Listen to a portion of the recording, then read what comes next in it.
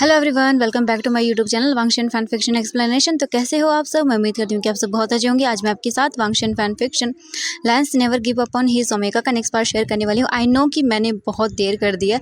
I mean 2 days में fan fiction share नहीं करी हूँ ये वाला। इसके पीछे एक रीज़न है कि मुझे टाइम नहीं मिल पा रहा है एंड मैं ऑलरेडी 2 फैन फिक्शन शेयर कर रही हूँ। आई एम सॉरी इसके लिए, क्योंकि फ़िलहाल जो है ना मेरे एग्ज़ाम शुरू होने वाले हैं तो मैं नहीं कर पा रही हूँ। आई एम सॉरी, लेकिन मैं ट्राई करूँगी जितना होगा मैं उतना रेगुलरली शेयर कर पाऊँ। ओके। एंड मैं एक न्यू फैन फिक्शन भी शेयर करने वाली थी, लेकिन मेरे एग्ज़ाम की वजह से मैं नहीं कर पाऊँगी, लेकिन मैं ट्राई करूँगी कि मैं शेयर कर पाऊँ, अपने टाइम को मैनेज कर लूँ। ओके।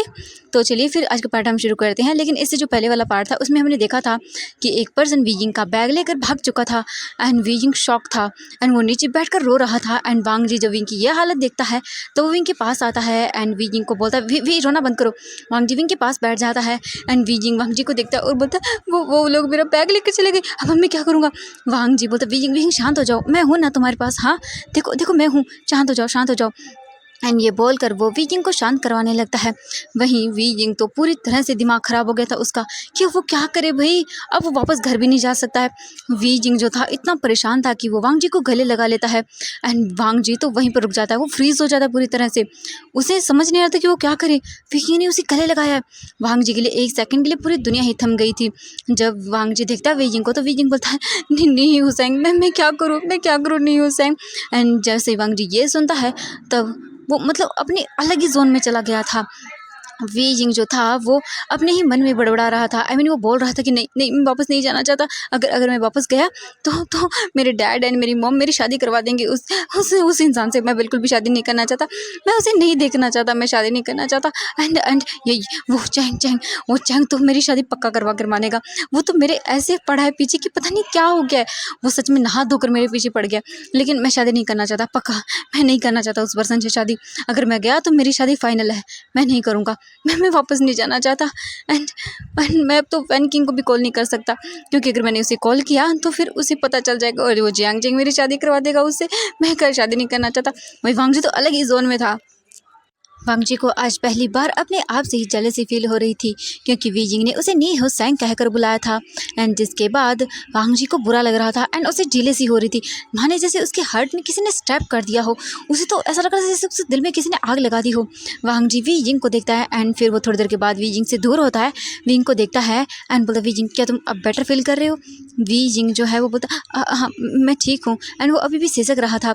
वीजिंग थोड़ी देर के बाद वांग जी से मतलब दूर होता है एंड फिर वो थोड़ा सा awkward फील करते हुए बोलता है, वो आई एम सॉरी, मैंने आपको ऐसे गले लगा लिया, सॉरी माफ़ कर देना मुझे। हाँ, मैं वो थोड़ा सा, ये बोलकर वीजिंग अपनी नोज़ को टच करता है। ये देखकर वांग जी को बहुत अच्छा लगता है, न जाने क्यों उसे खुशी हो रही थी वीजिंग को ऐसे देखकर, उसे अच्छा लग रहा था।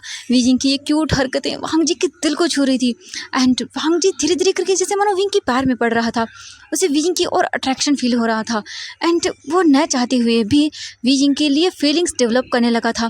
बाद वांग जी वीजिंग को देखता है और बोलता है, वीजिंग अब तुम क्या करोगी? हाँ, क्या तुम पुलिस स्टेशन में जाकर रिपोर्ट लिखवाना चाहोगे?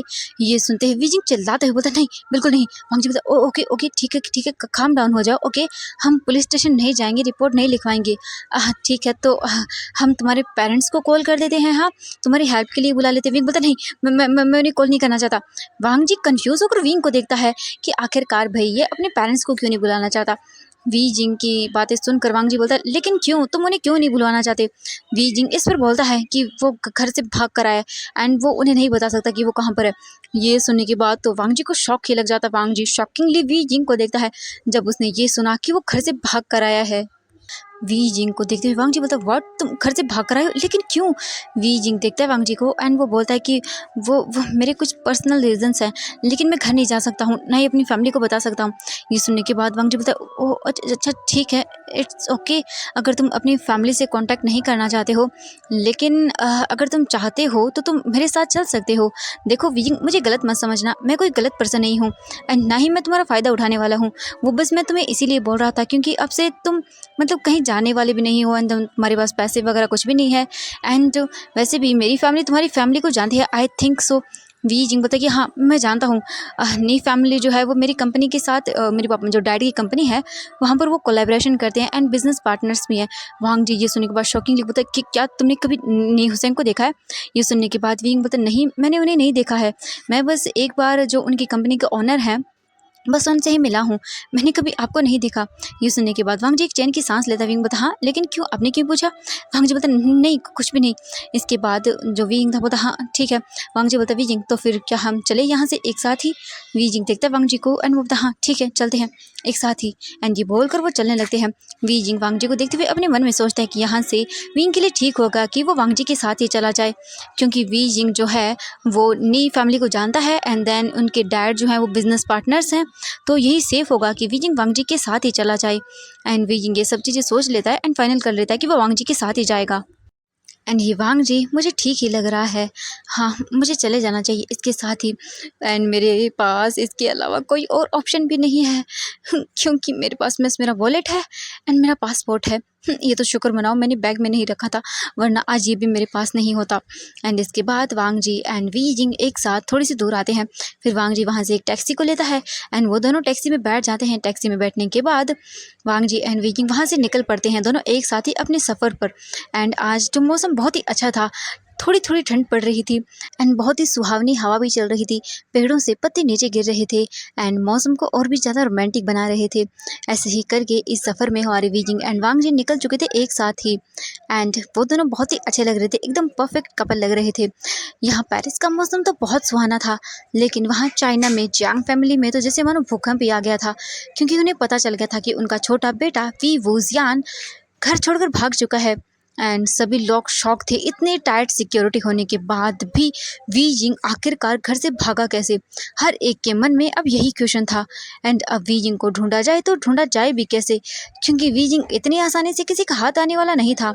एंड वी जिंग यहाँ से भाग गया है तो मतलब उनकी फैमिली पर बहुत बड़ी मुसीबत आने वाली है। जियांग फेंग मैन तो ये सोच में थे कि अब वो लैन फैमिली को क्या जवाब देंगे कि वीजिंग भाग गया है अपनी ही एंगेजमेंट एंड वेडिंग से। सच में एंड वहीं मैडम यू तो अपनी सर पकड़कर बैठी हुई थी कि अब वो क्या करे, सच में उन्हें कुछ समझ नहीं आ रहा था। वहीं जियांग चैंग तो गुस्से में लाल पीला हुआ जा रहा था एंड यान ली तो सदमे में थी कि उनका छोटा सा भाई कब इतना बड़ा हो गया। जो छोटा सा भाई उसकी साथ अपनी हर एक चीज़ को शेयर करता है, हर एक बात शेयर करता है, आज उसने ही इतनी बड़ी बात उससे शेयर नहीं की एंड सच में वो घर छोड़कर भाग गया। यान ली ये सोच सोच कर ही परेशान हुई जा रही थी। अब देखते हैं हम यहाँ से एक छोटा सा फ्लैशबैक की जियांग फैमिली को कैसे पता चला कि वीजिंग भाग गया है। वीजिंग के भाग जाने के बाद घर से नेक्स्ट मॉर्निंग को जो बोल सकते पूरी जियांग फैमिली थी वो डाइनिंग टेबल पर बैठी हुई थी ब्रेकफास्ट करने के लिए। तभी जो जियांग फैंगमैन है वो नोटिस करते हैं कि ये क्या वीजिंग यहाँ पर नहीं है। ये देखने के बाद जो जियांग फैंगमैन थे वो बोलते हैं क्या हुआ आज वीजिंग नहीं आया। ये सुनने के बाद जियांग चैंग बोलता है डैड अब तो जानते ही है ना वीजिंग को, उसे देर तक सोने की आदत है एंड देन आपको क्या लगता है वो अभी जल्दी से उठ जाएगा? बिल्कुल नहीं, बिल्कुल भी नहीं, वो तो देर तक उठेगा। ये सुनने के बाद मैडम यू बोलती कि ओह सच में हाँ, मैंने तो ध्यान ही नहीं दिया अपने काम के चक्कर में कि वीजिंग हाँ देर तक सोता है, रुको एक मिनट मैं अभी बुलाती हूँ उसे। ये बोलकर वो एक सर्वेंट को बुलाती हैं जो कि वीजिंग की पर्सनल शेफ थी, आई मीन सर्वेंट थी वीजिंग की पर्सनल, क्योंकि जियांग फैमिली में सबके पास अपना अपना पर्सनल सर्वेंट है। जब वीजिंग यहाँ पर रहता था तब जो सीवी थी वो वीजिंग की पर्सनल सर्वेंट थी एंड वो वीजिंग के कपड़े से लेकर वीजिंग को तैयार करने तक सभी काम करती हैं वीजिंग का। एंड वीजिंग के कमरे का ख्याल भी सीवी ही रखती हैं एंड वीजिंग के कमरे में सीवी के अलावा किसी और सर्वेंट को जाने की इजाज़त नहीं है। जियांग फैमिली अपने पर्सनल सर्वेंट से ही अपने सारे काम करवाती हैं। तो मैडम जो बोल सकते हैं यू थी वो शिवी को बुलाती हैं वहाँ पर वीजिंग को वहाँ पर डाइनिंग टेबल पर लाने के लिए। एक मिनट के बाद ही शिवी जो है मैडम यू के पास आते हैं एंड उन्हें ग्रीट करती है। जो मैडम यू थी वो बोलती ठीक है। एंड शिवी मैंने तुमसे कहा था ना कि वीजिंग को जल्दी उठा देना, तुम जानती हो कल वीजिंग की एंगेजमेंट है एंड आज उसे जो है वांग जी के साथ शॉपिंग के लिए जाना है, तो तुम ऐसा कैसे कर सकती हो, अभी तक वो उठा नहीं है। ये सुनने के बाद शिवी बोलती है कि मैम मैंने वीजिंग सर को उठाया था लेकिन वो शायद गहरी नींद में थे इसीलिए उन्होंने डोर ओपन नहीं किया। मैंने काफ़ी देर तक डोर को नॉक भी किया था लेकिन उन्होंने डोर ओपन ही नहीं किया, मुझे लगता है कि अभी भी वो गहरी नींद में सो रहे हैं। ये सुनने के बाद मैडम यू अपने सर पर हाथ रख लेती हैं एंड उसे रब करती हुई बोलती हैं कि ये लड़का भी ना सच में कितना बड़ा हो गया है, लेकिन ये सुधरने वाला नहीं है। अब तो इसकी शादी भी होने वाली है, लेकिन हरकतें देखो इसकी बच्चों जैसी है, क्या करूँ मैं इसका। जो जांग फेंगमियान थे वो अपने सिर को नामे हिलाते हुए बोलते हैं, ये लड़का भी ना पता नहीं कब सुधरेगा। मैडम यू बोलती हैं कि उसकी शादी होने वाली है तो जल्दी ही सुधर जाएगा। वांग जी एक बहुत ही अच्छा अल्फा है, वी जिंग जल्द ही सुधर जाएगा। ये सुनने के बाद जो बोल सकते हैं मैडम यू थी वो बोलती हैं, शिवी जाओ विंग को उठा दो। शिवी यहाँ से जाने ही वाली थी, तभी जियांग चैंग बोलता, रुको शिवी, एंड तुम रुको, मैं जाता हूँ विंग को उठाने के लिए। शिवी बोलती है ओके मास्टर। एंड इसके बाद जियांग चैंग वहाँ से एंड जाने लगता है, तो जो यानली थी वो बोलती है, रुको चैंग मैं भी चलती हूँ तुम्हारे साथ। इसके बाद यानली एंड चैंग दोनों ही विंग के रूम के पास आते हैं एंड वो डोर को सीधा ओपन करते हैं एंड अंदर चले जाते हैं। जियांग चैंग तो गुस्से में चिल्लाते हुए बोलता, वीजिंग उठो, तुम अभी तक सो रहे हो हाँ। एंड वो अभी लैन वांग जी तुम्हारे साथ शॉपिंग पर जाने के लिए आ रहा होगा, तुम ये बच्चों की तरह हरकतें करके अभी तक सो रहे हो, रुको तुम। एंड ये बोल कर वो जल्दी से जाता है। यानली भी बोलती हैं, आशियन बेबी क्या कर रहे हो तुम, उठो, तुम बहुत ही लेट हो गए हो हाँ, सब लोग आते ही होंगे। जियांग चैंग जाता है एंड देखता है तो वी जिंग तो अपने फेस को कवर करके आराम से ब्लैंकेट में सो रहा था। ये देखकर जियांग चैंग बोलता, हाँ सच में ये लड़का भी ना। ये बोलकर जियांग चैंग विंग के फेस से ब्लैंकेट हटाता है, लेकिन वो देखता है यहाँ तो वी जिंग है ही नहीं, वी जिंग की जगह पर एक सॉफ्ट टॉय है। ये देखकर जियांग चैंग पूरे ब्लैंकेट को हटा देता है एंड वो देखता है कि यहाँ पर वीजिंग नहीं है। शॉक के मारे यानली एंड चैंग एक दूसरे को देखते हैं। जियांग चैंग बोलता है, शिजी ये वीजिंग कहाँ चला गया, वो यहाँ पर नहीं है। ये सुनने के बाद यानली बोलती, हाँ वो कहाँ चला गया। यानली बोलते हैं, चैंग चिंता मत करो, मुझे लग रहा है वो वॉशरूम में होगा, ठीक है मैं अभी देख कर आती हूँ। ये बोलकर यानली वॉशरूम के पास जाते हैं एंड डोर को नॉक करती हैं और बोलते, आशियन क्या तुम अंदर हो, बात ले रहे हो तुम, हाँ मुझे बताओ। एंड तुम क्या कर रहे हो वी, जल्दी करो, वैसे भी वो लोग आने वाले होंगे, देर हो रही है। लेकिन अंदर से आवाज़ नहीं आती। यानली दोबारा से नॉक करती है और बोलती, आशियन तुम अंदर हो, लेकिन फिर से आवाज़ नहीं आती। तभी जियांग चैंग को शक होता है क्योंकि अंदर से पानी की कोई आवाज़ नहीं आ रही थी। जियांग चैंग जल्दी से आता है और बोलता है, वीजिंग मैं डोर ओपन कर रहा हूँ, अगर तुम अंदर हो तो बताओ मुझे। लेकिन अंदर से फिर से आवाज़ नहीं आती। तो जियांग चैंग सीधा डोर को ओपन करता है एंड अंदर चला जाता है एंड वो देखते हैं कि वीजिंग तो बाथरूम में भी नहीं है। चैंग बोलता है, शिजे वो यहाँ पर भी नहीं है। इसके बाद यानली एंड जियांग चैंग दोनों फिर से रूम में आते हैं एंड पूरे रूम में विंग को ढूंढते हैं। तो वो दोनों बोलते हैं, अब हम क्या करें, विंग रूम में नहीं है, वो कहाँ जा सकता है। एंड शिवी ने तो घर में भी विंग को नहीं देखा, वो रूम में ही था, रूम से बाहर वो कहीं गया ही नहीं है, अब हम क्या करें, कहाँ ढूंढें उसे। ये सुनने के बाद यानली बोलते, चैंग हो सकता है वो किसी और रूम में हो, मैं काम करी, मैं स्टडी रूम में चेक करके आती हूँ, ठीक है एंड तुम यहीं कहीं देखो। जियांग चैंग बोलता, हाँ ठीक है जीजे, मैं विंग को बैल्कनी में देखता हूँ, क्या पता वो वहाँ पर हो। इसके बाद यानली विजिंग को ढूंढने के लिए स्टडी रूम में आती है एंड वो विजिंग को पूरे स्टडी रूम में ढूंढती है, लेकिन उसे विजिंग वहाँ पर नज़र नहीं आता। तभी अचानक से जियांग यानली को कुछ गिरने की आवाज़ आती है। जियांग यानली जल्दी से स्टडी में देखकर वो रूम से बाहर निकलती है एंड वापस से विजिंग के रूम में आती है एंड वो जियांग चैंग को इधर उधर ढूंढने लगती है। तभी अचानक से उसकी नज़र जियांग चैंग पर जाती है जो कि नीचे फ्लोर पर गिरा हुआ था। ये देख कर यानली जियांग चैंग के पास जाकर बोलती, चैंग क्या हुआ, तुम ऐसे फ्लोर पर क्या कर रहे हो हाँ, एंड तुम्हारी नोज से ब्लीडिंग हो रही है। जियांग चैंग बोलता, जी मैं क्या करूँ, पता नहीं मैं इस ब्लैंकेट से टकरा कर नीचे गिर गया, सच में मेरी नोज। तभी अचानक से जियांग चैंग की नज़रें उस बोल सकते हैं ब्लैंकेट पर जाती है। जैसे ही जियांग चैंग ये देखता है तब वो जल्दी से उठ जाता है एंड उसे शक होता है। जियांग चैंग जल्दी से बैल्कनी में जाता है एंड वो देखता है, ओह माय गॉड सच में। जियांग चैंग को यकीन नहीं हो रहा था। वो नीचे की ओर देखता है जहाँ पर कुछ ब्लैंकेट्स को लटका कर रस्सी बनाई गई थी। ये देखकर तो जियांग चैंग शॉक से आंखें बड़ी बड़ी कर लेता है। इसके बाद वो भाग कर विजिंग के रूम के अंदर आता है एंड यानली बोलते, आचिंग क्या हुआ है तुम्हें, तुम भाग क्यों रहे हो इस तरह से। जियांग चैंग जल्दी से आता है एंड वो विजिंग के वार्डरोब को ओपन करता है एंड जैसे ही वो उसे ओपन करता है वो देखता है वहाँ पर विजिंग के कम ही क्लोथ थे। ये देखकर जियांग चैंग को और भी बड़ा शौक लगता है क्योंकि विंग के पास कपड़ों की कमी नहीं है, लेकिन आज जितने भी वार्डरोब के अंदर हैंगर्स थे उन पर क्लोथ कम ही थे। ये बोले कि 1 या 2 क्लोथ थे, बाकी के क्लोथ गायब थे। इससे जियांग चैंग की आंखें शौक से बड़ी बड़ी हो गई एंड उसे यकीन हो गया कि पक्का फाइनली वी यिंग घर से भाग गया है। इससे जियांग चैंग को बहुत बड़ा सदमा लगता है। जियांग चैंग अपने दोनों हाथ अपने सर पर रख लेता है एंड वो जाकर बेड पर बैठ जाता है। उसे यकीन नहीं हो रहा था कि वी यिंग घर से भाग गया। यानली बोलती है, चैंग चैंग क्या हुआ। जियांग चैंग बोलता है, जी वी यिंग घर से भाग गया है।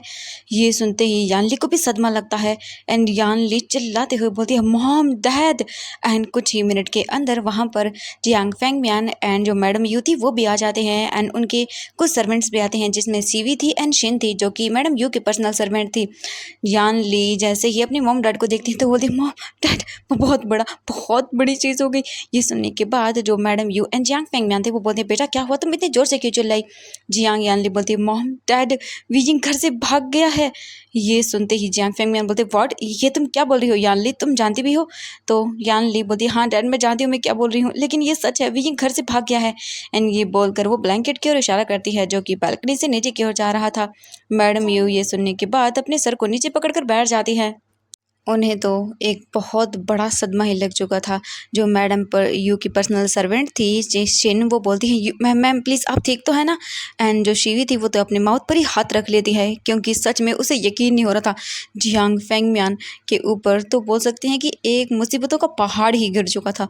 सभी लोग शॉक में थे। तभी एक सर्वेंट भागते हुए वहाँ पर आता है एंड वो बोलता है कि मिस्टर लैन आए हैं। ये सुनते ही जियांग फेंगमियान को एक और बड़ा सदमा लग जाता है क्योंकि अब वो क्या बोले, कैसे बताए।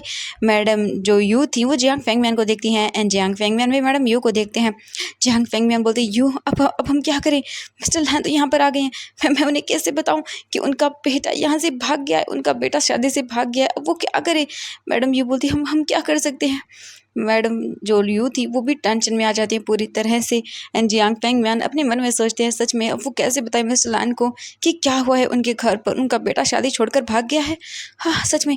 और लैंस तो मतलब इतने ज़्यादा मतलब पक्के होते अपने वादे की, वो क्या ही बोले, अब कैसे एक्सप्लेन करेंगे। और कल ही मिस्टर लैन ने पूरी मीडिया के सामने अनाउंसमेंट की है कि कल वांगजी एंड विंग की जो है इंगेजमेंट होगी एंड देन एक वीक के अंदर अंदर उन दोनों की शादी हो जाएगी। अब अनाउंसमेंट हो चुकी है एंड देन उनका प्यारा बेटा वी जिंग ही गायब है। अब क्या करें। अब थोड़ी देर के बाद कैसे भी करके जियांग फेंगमियान अपने आप को संभालते हैं एंड अब mister Lan and Jiang Fengmian एक दूसरे के सामने खड़े हुए थे। जियांग फेंगमियान मिस्टर लैन को ग्रीट करते हैं एंड लैन सिचन भी जो हैं वो जियांग फेंगमियान को एंड मैडम यू को ग्रीट करते हैं। इसके बाद मैडम यू भी करती हैं, Jiang Cheng and Jiang Yanli भी लैंस को ग्रीट करते हैं। एंड फिर जियांग फेंगमियान एक बहुत ही अजीब सा फेस बनाते हुए बोलते हैं मिस्टर लैन मुझे आपसे कुछ बात करनी है। ये सुनने के बाद जो मिस्टर लैन थे वो बोलते हैं हाँ ज़रूर कहिए, आपको क्या बात करनी है मुझसे। तो thank you so much everyone, आज के लिए बस इतना ही, मिलते हैं नेक्स्ट पार्ट में। आई होप कि फैन फिक्शन पसंद आ रहा होगा, पसंद आ रहा है तो प्लीज़ वीडियो को लाइक, चैनल को सब्सक्राइब कर लेना। एंड आई एम सॉरी कि मैं डेली अपडेट नहीं कर पा रही हूँ यहाँ पर, सॉरी प्लीज़ मैनेज कर लेना, मेरे एग्जाम्स की वजह से थोड़ा सा टाइम मैनेज नहीं हो रहा है।